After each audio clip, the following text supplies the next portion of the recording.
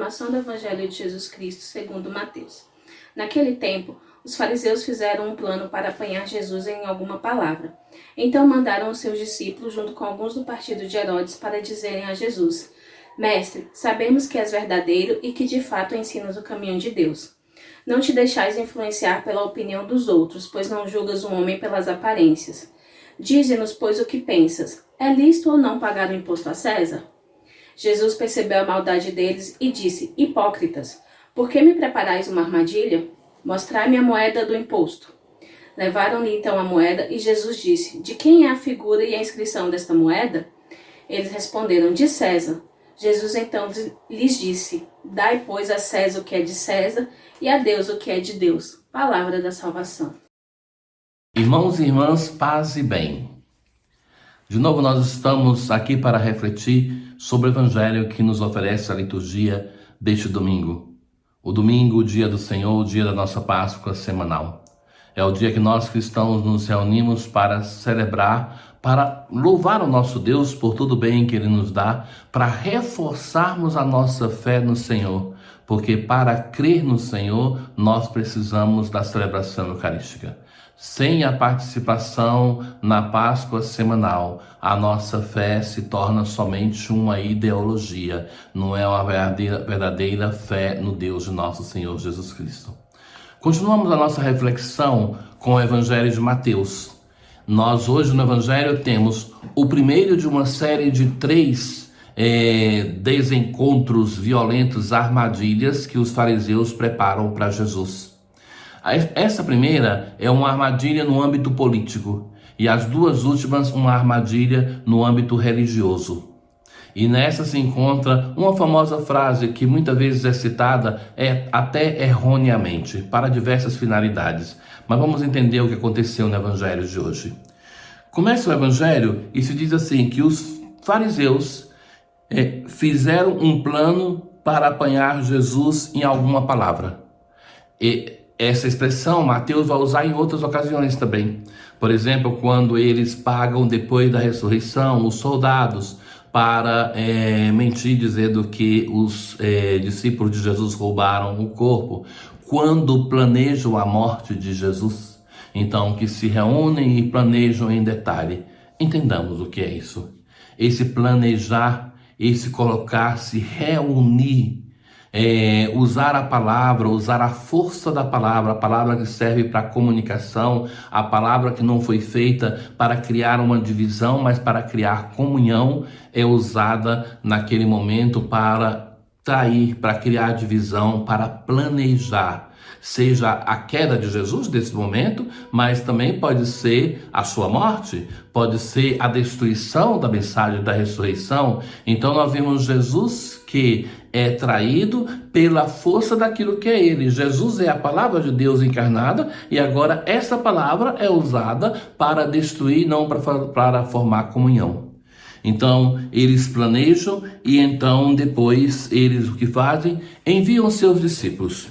Então, de novo, aqui é a perversão daquilo que seria o bom, porque o discípulo que é aquele que está na escola, digamos, ali para o bem. O discípulo dos fariseus, que são pessoas religiosas, deveriam ser discípulos para aprender uma experiência essencial de encontro com o Senhor. E aqui não. São eles que estão ali sendo ensinados como serem perversos, como os mestres deles, os fariseus.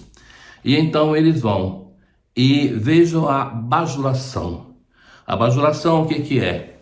Quando se busca conquistar uma pessoa pelo orgulho dessa pessoa.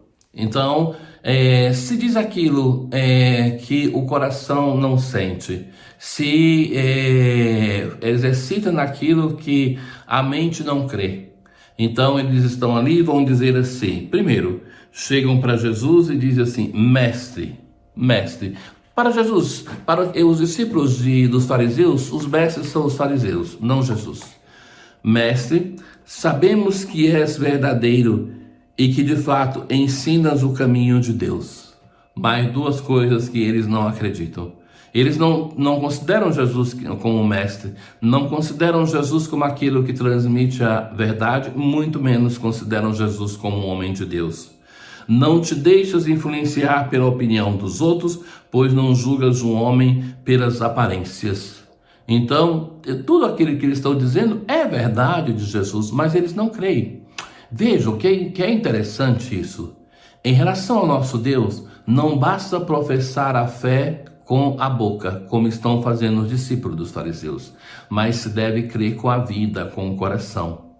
Ora, Jesus que não se deixa seduzir, Jesus não é um homem orgulhoso. Jesus tantas vezes vai demonstrar isso, que não é que sendo bajulado, agora ele vai se deixar seduzir por eles e cair na armadilha. Então, agora, depois de tudo isso, ele faz uma pergunta: dize-nos, pois, o que pensas? É lícito ou não pagar imposto a César? Veja que os discípulos dos fariseus, eles se apresentam junto com aqueles do partido de Herodes. Uma união impossível, caríssimos. Creiam-me que são a extrema direita e a extrema esquerda, para nós podermos nos compreender, que se reúne para destruir Jesus. Os fariseus eram totalmente contrários à invasão romana, que é representada pelo representante deles, Herodes. E os herodianos, eles não aceitavam os fariseus, porque eles tinham grande poder de influência no meio do povo através dos seus discípulos e colocavam em perigo a invasão romana. Então eles se reúnem porque tem o quê? Um inimigo em comum e tem que destruir esse inimigo. E esse inimigo é Jesus. Então, se Jesus responder assim a essa pergunta, que é muito bem bolada para não ter como Jesus se safar dessa, se Jesus diz assim, se deve pagar o imposto, ele agrada aos herodianos, mas todo o povo se rebelará contra Jesus. E se Jesus disser assim, não se deve pagar o imposto, o povo vai gostar, mas Jesus vai ser denunciado para o império como um rebelde que estava querendo tocar justo na caixa do império, na caixa de Herodes. Ora, Jesus então, vejam que a moeda que usavam, o denário, que era o salário de um dia, era para o povo de Israel, era uma coisa profana, porque ela trazia a imagem de César, e eles não podiam ter uma imagem, ainda mais a imagem do imperador. Então isso para eles já era uma coisa profana. Os fariseus não aceitavam isso. Então, por exemplo, esta moeda não podia entrar no templo. Ela era trocada por uma outra moeda para que no templo se pudesse usar. Então, Jesus é muito inteligente. Jesus se volta para eles e fala assim, hipócritas, por que me preparais uma armadilha? Essa pergunta já seria um momento de uma reflexão para eles. Por quê? Por que estão fazendo isso? Sendo que Jesus, o que fez contra eles para merecer tanto ódio? E Jesus vai dizer assim, mostrai-me a moeda do imposto. Ou seja, Jesus não tem a moeda. E quem combatia a moeda é que tem a moeda.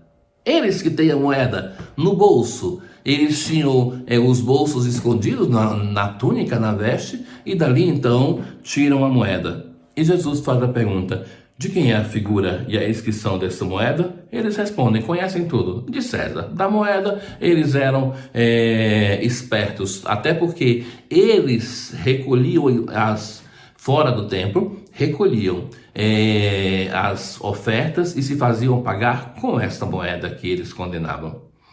E a resposta de Jesus, quando faz uma pergunta para ele, ele não se limita a responder aquilo que diz que quer saber o seu interlocutor, mas ele vai além. E aqui está a frase problemática. Dai, pois, a César o que é de César e a Deus o que é de Deus. O que Jesus quer dizer com isso? Então, esta frase, ela foi usada ao longo da história para as mais diversas finalidades. Quando os políticos não querem a intromissão da igreja nas coisas dele, vão dizer, dai a César o que é de César e a Deus o que é de Deus.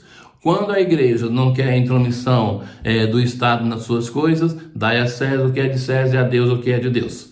Quando se quer defender o Estado laico, que frase se usa? É esta. Quando se quer falar da importância das pessoas de fé influenciarem o Estado, se usa esta. Mas o que Jesus quer dizer com isso?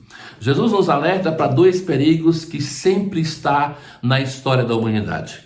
Aquele de divinizar uma pessoa pelo poder que ela exerce, ou seja, de pegar esse César, que era o imperador de então, mas que nós seja qualquer político de qualquer tempo, de direita ou de esquerda, a tendência que os povos têm de transformar esse político em um Deus.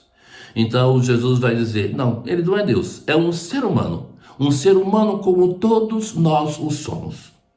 Mas, por outro lado, Jesus adverte de um outro perigo, que é aquele de instrumentalizar a imagem de Deus a favor do poder terreno.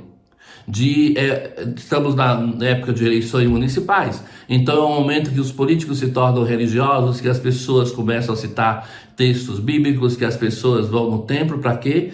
Para usar a imagem de Deus. Então, Deus não é um instrumento da política e nem o político deve ser divinizado como se fosse um Deus. O erro do Império Romano que os cristãos vão combater é isso, que César era adorado. Então, a mensagem de Jesus desse sentido é muito clara.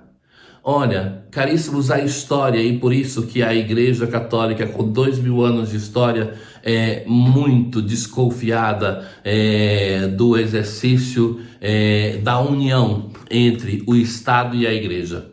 Porque a Igreja já errou com isso, a Igreja já fez besteira com isso, a Igreja já sofreu com isso. Por quê? Creiam-me, a cada vez que a política se une com a religião, não é que a política se torna mais santa, é a religião que se torna mais secular. Então, nós somos cristãos no mundo para ser fermento e luz em todos os setores, mas salvando a identidade nossa de pessoas de fé, que somos conscientes que a política é necessária. Aristóteles dizia que todos nós somos animais políticos, então a política é necessária, como somos também animais religiosos, mas que devemos ter cuidado para não sermos seduzidos pelo poder, não sermos seduzidos pelas facções políticas que dividem a sociedade e de termos a integridade de que, mais do que sermos deste partido, daquele outro, nós somos de Cristo e Cristo é de Deus. Os primeiros cristãos, quando eram perguntados o que vocês são, eles diziam assim, somos cristãos, é essa a nossa honra, é isso que nós devemos defender. Um bom domingo para todos, o Senhor esteja convosco, Ele está no meio de nós. Abençoe-vos Deus Todo-Poderoso, o Pai, o Filho e o Espírito Santo. Paz.